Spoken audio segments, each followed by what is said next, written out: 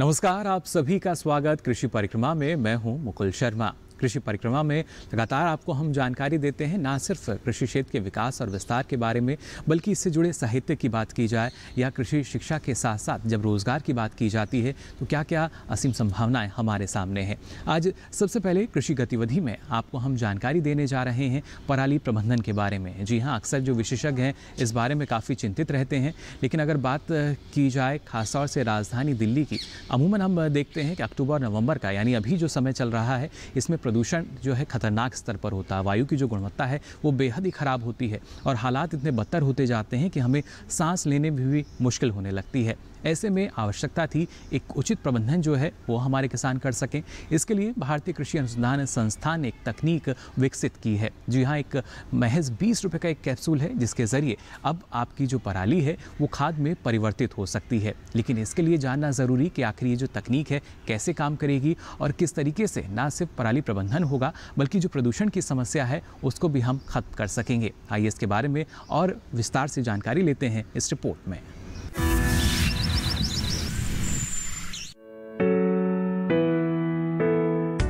अपने आप में बेहतरीन जैविक खाद है। इसमें पौधों के लिए जरूरी नाइट्रोजन काफी मात्रा में पाया जाता है, लेकिन हमारे देश में इसे जलाने का रिवाज है। खासतौर से पंजाब, हरियाणा, दिल्ली और पश्चिमी उत्तर प्रदेश के किसान इसे खेत में ही जला देते हैं। पराली जलाने से प्रदूषण तो होता ही है, मिट्टी में मौजूद सूक्ष्म तत्व भी जल जाते हैं। जाहिर है, इससे मिट्टी की उपजाऊ शक्ति पर बुरा असर पड़ता है। दरअसल धान की कटाई के बाद ज्यादातर किसानों को अपने खेतों में गेहूं बोना होता है, लेकिन धान की कटाई और गेहूं की बुआई के बीच इतना समय नहीं होता कि पराली को खेत में गलाया जा सके। ये कैप्सूल खेत में खड़ी पराली को चंद दिनों में ही गलाकर कंपोस्ट खाद बना देती है। कंपोस्ट कैप्सूल की कीमत सिर्फ 20 रुपए है। किसान इसे भारतीय कृषि अनुसंधान संस्थान आकर खुद खरीद सकते हैं या फिर कुरियर के माध्यम से घर बैठे मंगा सकते हैं। इसके इस्तेमाल का तरीका थोड़ा अलग है। इसे खेत में सीधे नहीं डालना है, बल्कि पानी, गुड़ और अन्य सामग्री के साथ पहले घोल बनाया जाता है और फिर उसे पराली पर छिड़का जाता है।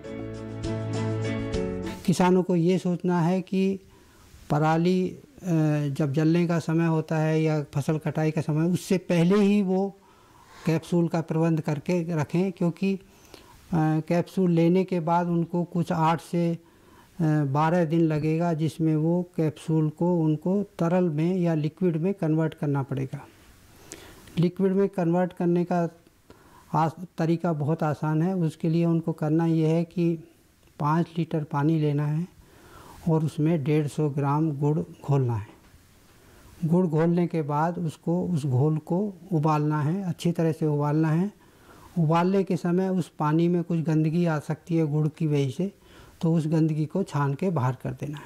उसके बाद उस घोल को ठंडा करना है। ठंडा करने के बाद वो जब पूरा ठंडा हो जाए और तब उसमें 50 ग्राम बेसन डालना है। बेसन डालने के साथ साथ उसमें 4 कैप्सूल को खोल के उसमें डाल देना है।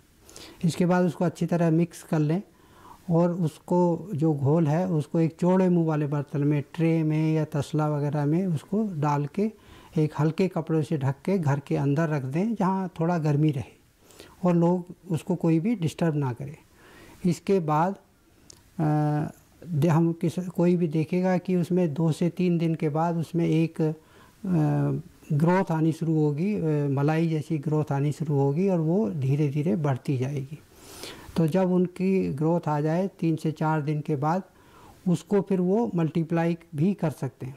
आपके पास जो घोल है बनावर 5 लीटर, उसी में से एक आधा लीटर उसमें डाल दें, मगर उसको भी अलग अलग 4 बर्तन में रखना चाहिए, ताकि चौड़े मुँह वाले बर्तन में रखने का उद्देश्य ये है कि जितना उसको ज़्यादा जगह मिलेगी उसमें उतनी ही अच्छी बढ़वार आएगी।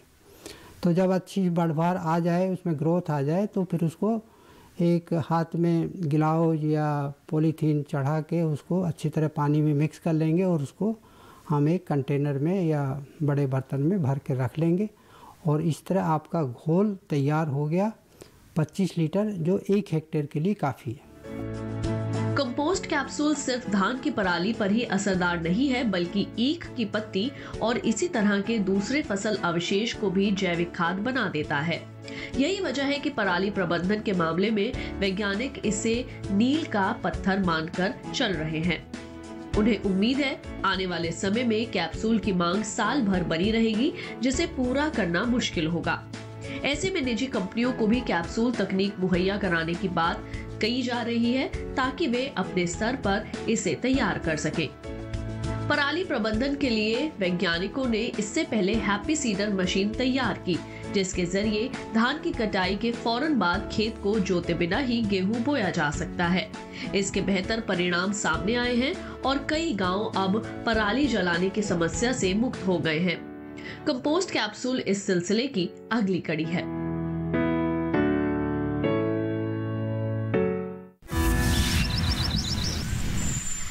तो देखा आपने किस तरीके से महज 20 रुपए का एक कैप्सूल जो कि आपकी पराली को उचित ढंग से उसका प्रबंधन कर सकता है और आप भी अपना महत्वपूर्ण योगदान दे सकते हैं इस प्रदूषण को कम करने के लिए। अब आगे बढ़ते हैं कार्यक्रम में और अब बात करते हैं कृषि साहित्य की।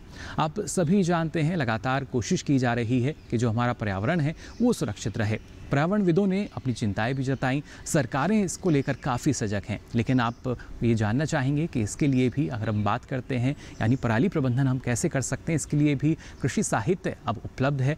आवश्यकता है उसको और ज़्यादा जानने की और उसको पढ़ने की भी। इस बारे में पराली प्रबंधन विशेषज्ञ हैं डॉक्टर राजबीर सिंह, इन्होंने क्या जानकारी साझा की है, आइए देखते हैं।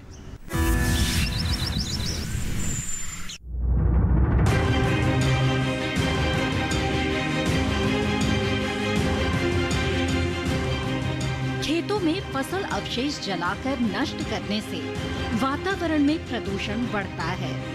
ऐसा करने से जमीन का कटाव बढ़ता है और सांस की बीमारियां बढ़ती है। कुछ समय पहले तक किसान पारंपरिक तरीके से खेती किया करते थे। इसमें पशुओं का भी एक खास योगदान था, क्योंकि पशुओं के लिए चारा चाहिए होता था। उस समय गेहूं और धान के अवशेष चारे के रूप में उपयोग होते थे। लेकिन मौजूदा दौर में खेती किसानी में कृषि मशीनों का चलन बढ़ा है। नए नए हार्वेस्टर, रीपर जैसी फसल काटने की मशीनें चलन में आ गई हैं।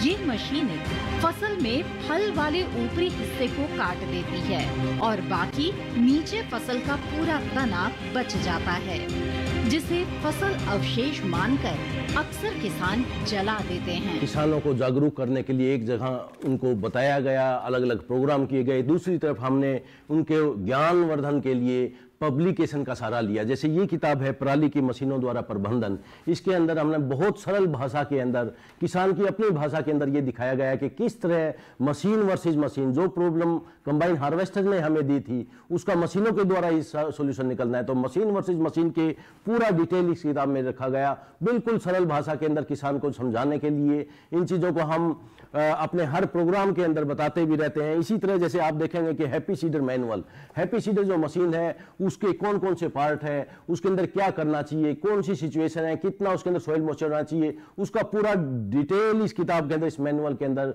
हमने हिंदी, पंजाबी और दूसरी भाषाएं हैं उसके अंदर किसानों को बताया था। इसी तरह से हमने हैप्पी सीडर ओनर, उन किसानों का पूरा डिटेल में बताया कि कौन कौन से ऐसे किसान हैं पंजाब के अंदर, हरियाणा के अंदर जो अपने पास मशीन रखते हैं, ताकि वो और किसानों को बताया जा सके कि उस एरिया में, आपके एरिया के अंदर उस किसान के पास हैप्पी सीडर, आप उससे कॉन्टैक्ट करें, उसका फोन नंबर, उसका पूरा गांव का नाम, ब्लॉक का नाम और डिस्ट्रिक्ट का नाम अच्छी तरह से इसके अंदर इसीलिए रखा गया था। इसी तरह हमारे जितने भी काम हुए और हमारे इस प्रोग्राम के अंदर जितने बढ़ चढ़ के लोगों ने हिस्सा लिया था, जो लोग हमारे एम्बेसडर थे, उनका भी हमने डिटेल बताया और उनको बताने की कोशिश की कि टॉर्च भी का मतलब जो हमारे साथ चले हैं, जिनके पास ज्ञान का और अनुभव दोनों चीजें थी, और उन्होंने किसानों के साथ वार्तालाप की हमारे साथ मिलके और किसान उसकी बातों पे एग्री हुआ। उन सब का हमने डिटेल के अंदर ना सिर्फ इंग्लिश के अंदर, हिंदी और पंजाबी दोनों के अंदर इस तरह के प्रोग्राम दिए गए। और इसी तरह से आप ये देखेंगे कि बच्चों के लिए भी हमने इस तरह का लिटरेचर तैयार किया और बच्चों ने क्या क्या काम किया उसके बारे में डिटेल से हमने एनवायरमेंट बिल्डिंग और इग्नाइटिंग यंग माइंड्स, इनके अंदर बच्चों का जो डिटेल्स था, किस तरह से बच्चों ने इस अभियान के अंदर भाग लिया। साल में 2 बार फसल अवशेषों को जलाया जाता है।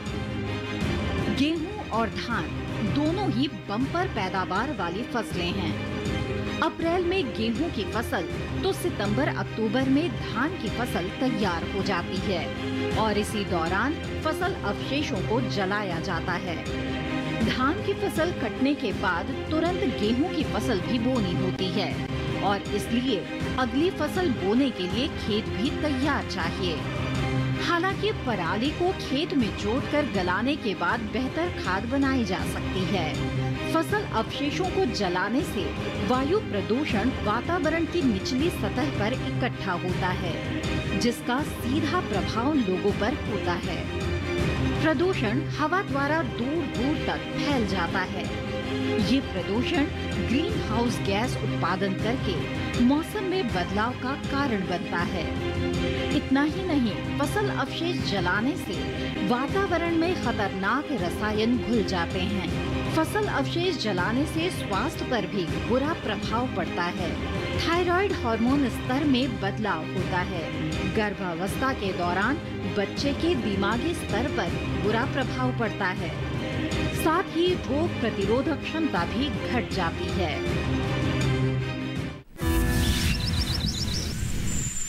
और इसके साथ ही कार्यक्रम में वक्त हो चला एक छोटे से ब्रेक का। आप बने रहिए दूरदर्शन किसान पर।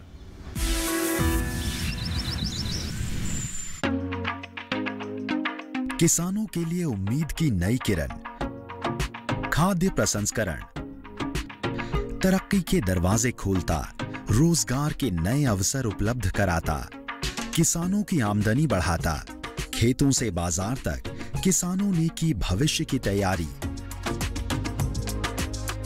दी एग्रो फैक्ट्री हर मंगलवार सुबह 7:30 बजे सिर्फ डीडी किसान पर।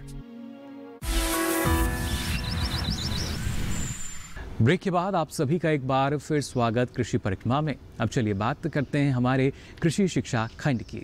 इसमें आज आपको हम जानकारी देने जा रहे हैं झांसी उत्तर प्रदेश स्थित रानी लक्ष्मीबाई केंद्रीय कृषि विश्वविद्यालय के बारे में, और खासतौर से कृषि महाविद्यालय के डीन डॉक्टर एस के चतुर्वेदी ने क्या अहम जानकारी हमारे साथ साझा की है। आइए देखते हैं।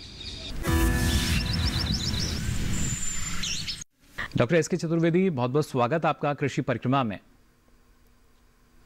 धन्यवाद जी। डॉक्टर चतुर्वेदी, सबसे पहले हम जानना चाहेंगे हमारा जो केंद्रीय कृषि विश्वविद्यालय है इसके बारे में, क्योंकि अगर देखा जाए लगातार मांग पहले चली आ रही थी कि एक केंद्रीय कृषि विश्वविद्यालय होना चाहिए, लेकिन जब कृषि की हम बात करते हैं कई तरह की अड़चनें भी थी, लेकिन अब क्योंकि झांसी जैसे अगर ज़िले की हम बात करते हैं, उत्तर प्रदेश राज्य की हम बात करते हैं, तो ये सिर्फ यहीं तक सीमित नहीं है।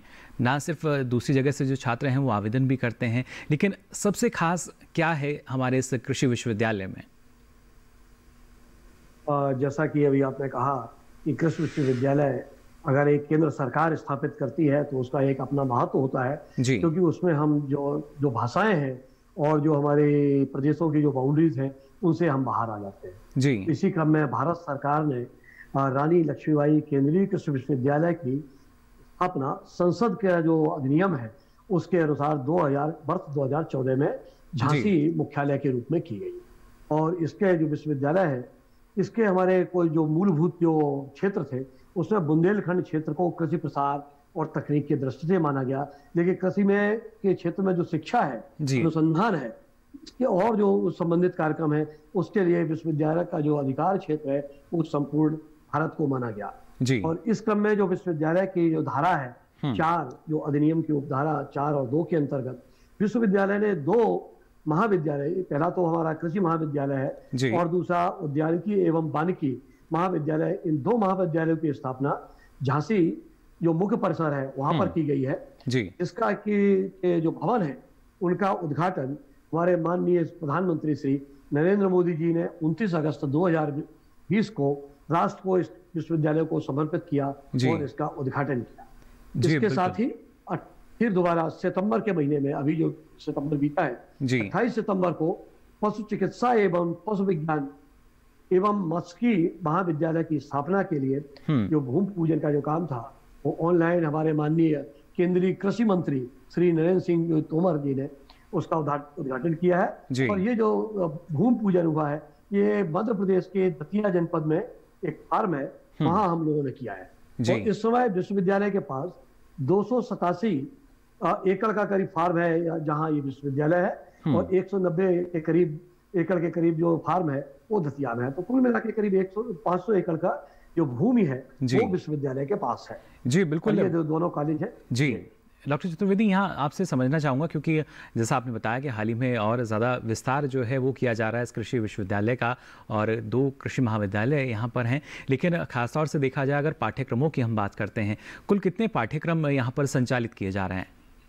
अभी जो जहाँ तक संबंध है विश्वविद्यालय का, तो विश्वविद्यालय में हम लोगों ने यूजी के जो स्नातक स्तर की बात करते हैं जी, तो उस पर एक तो कृषि है, दूसरा हमारा बागवानी है, तीसरा वानिकी है जी। अभी 3 में हम जो 3 ये मुख्य हमारी जो धाराएं हैं कृषि एवं और संलग्न विषयों की, इन 3 धाराओं में स्नातक की उपाधि दे रहे हैं जी। और बिल्कुल, इसके साथ ही इसी के साथ हमने अभी 5 विषयों में कृषि में जो कृषि से संबंधित जो विषय हैं जी, उनमें जो 5 विषय हैं प्रमुख रूप से हमारे, उनमें अभी स्नातकोत्तर की उपाधि देना शुरू किया है। और साथ में ही 3 विषय हमारे वानिकी और जो औद्योगिकी है, उद्यानिकी है, उनमें भी हमने स्नातकोत्तर का पाठ्यक्रम प्रारंभ किया है। जी बिल्कुल। तो इसमें मैं आपको बताना जी, तो इसमें मैं आपको थोड़ा सा जो किसान भाई है या हमारे जो छात्र हैं, छात्र बंधु हैं, छात्राएं हैं, तो तमाम कोशिश करते हैं कि हम अच्छे विश्वविद्यालय में शिक्षा लें। तो ये हमारा जो विश्वविद्यालय है ये राष्ट्रीय महत्व का विश्वविद्यालय है,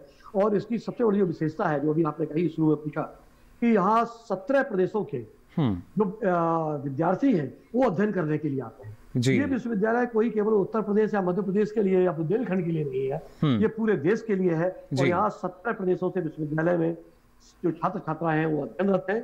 साथ में भी हमारे 14 प्रदेशों से जो हमारी फैकल्टी है, ज्यादातर जो फैकल्टी हम उसी प्रदेश की होती है, क्योंकि ये जो राष्ट्रीय महत्व का विश्वविद्यालय है, यहाँ जो फैकल्टी है वो 14 प्रदेशों से जी। तो ये विशेष बात है कि हर भाषा का यहाँ जानकार लोग हैं। तो जो छात्र छात्राएं सुदूर स्थानों से, सुदूर प्रदेशों से जो पढ़ने आते हैं यहाँ, उनको भाषा से संबंधित भी कोई परेशानी नहीं हो, इसके लिए विश्वविद्यालय में जो फैकल्टी है वो भी अलग अलग तरह से अलग अलग प्रदेशों से रखी गई है। जो उच्च कोटि के हमारे जो फैकल्टी मेंबर्स हैं वो हैं, और इसके लिए हमारे जो विश्वविद्यालय के जो माननीय कुलपति हैं डॉक्टर अरविंद कुमार जी, वो लगातार प्रयास कर रहे हैं कि जितना ज्यादा विश्वविद्यालय में छात्र छात्राएं दूसरे प्रदेशों के होंगे, या जो हमारी जो फैकल्टी है वो दूसरे प्रदेशों से जितने ज्यादा होंगे, उतना ही विश्वविद्यालय का जो राष्ट्रीय स्वरूप है वो हम बनाए रख सकते हैं। बिल्कुल डॉक्टर चतुर्वेदी, हम मान सकते हैं कृषि क्षेत्र में भी असीम संभावनाएं हैं, और जैसे आपने कहा कि यहाँ पर जो सीमाएं हैं वो सिर्फ जो हमारे राज्य हैं या जो क्षेत्रीय सीमाएं हैं वहाँ तक सीमित नहीं हैं, बल्कि दूसरे जो राज्य हैं वहाँ से भी जो छात्र छात्राएं हैं वो यहाँ पहुँचते हैं, और उसके लिए जो हम कह सकते हैं प्रोफेसर जो हैं वो भी दूसरे राज्यों से हैं यहाँ पर। लेकिन अगर देखा जाए तो सबसे ज़्यादा रुचि किस क्षेत्र में नज़र आती है हमारे छात्र छात्राओं की? जैसा कि सारे छात्र छात्राएं भी जानते हैं, आप भी जानते हैं कि जब हम कृषि की बात करते हैं तो कृषि से ही बात करते हैं जी। तो जहाँ जो मेरिट की बात है, जो छात्र मेरिट से आते हैं वो सबसे पहले कृषि में जाते हैं, उसके बाद उद्यानिकी की बात करते हैं, उसके बाद वानिकी की बात करते हैं जी। तो स्वाभाविक रूप से जो कृषि है, क्योंकि कृषि रीढ़ है, और साथ में जो मैं ये नहीं कह रहा कि दूसरे विषय नहीं है, उद्यानिकी है, वानिकी है, मत्स्यिकी है, पशुपालन है, इनका भी सबका एक अपना महत्व है, और इन सभी विषयों में यहाँ पढ़ाई होती है। पर फिर भी जो छात्रों की जो रुचि है वो कृषि के बारे में थोड़ा सा ज्यादा होती है। और जो मेरिट है, मेरिट के हिसाब से सबसे पहले बच्चे जो आते हैं वो कृषि स्ट्रीम में आते हैं। जी बिल्कुल, ये बेहद ज़रूरी कि लगातार जो छात्र छात्राएँ हैं उनकी रुचि जिस क्षेत्र में होती है, कोशिश वो करते हैं कि वो जो पाठ्यक्रम है उनको मिल सके, और उसके लिए लगातार हम मान सकते हैं केंद्रीय कृषि विश्वविद्यालय द्वारा भी पूरी कोशिशें की जा रही हैं कि उचित समय पर जो सही शिक्षा है उसको हम जो छात्र छात्राएँ हैं उन तक पहुँचा सकें, और उसके लिए कई महत्वपूर्ण फैसले जो हैं वो लगातार लिए जा रहे हैं सरकार द्वारा भी, और बेहतर ढंग से जो कृषि प्रसार है वो किया जा रहा है। फिलहाल डॉक्टर चतुर्वेदी, आपने इतनी महत्वपूर्ण जानकारी हमारे साथ साझा की, इसके लिए आपका बहुत बहुत शुक्रिया।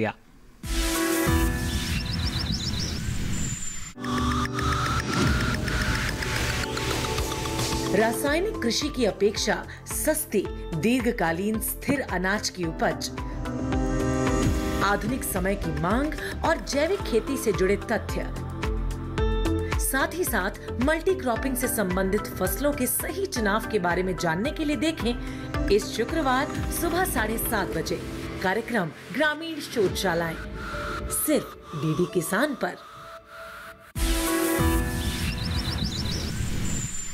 और आइए अब कार्यक्रम में आगे बढ़ते हैं और एक झलक डाल लेते हैं हमारी सांस्कृतिक विरासत पर।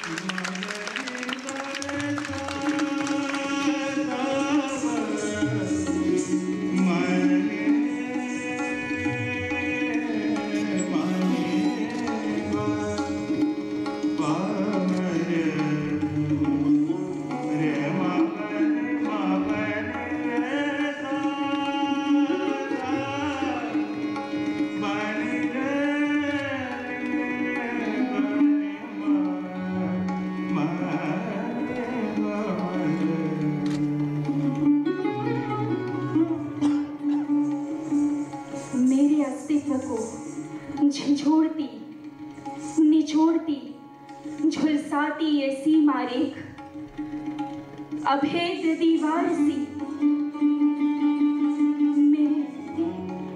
मेरे कण कण को पीसती हिलोरती।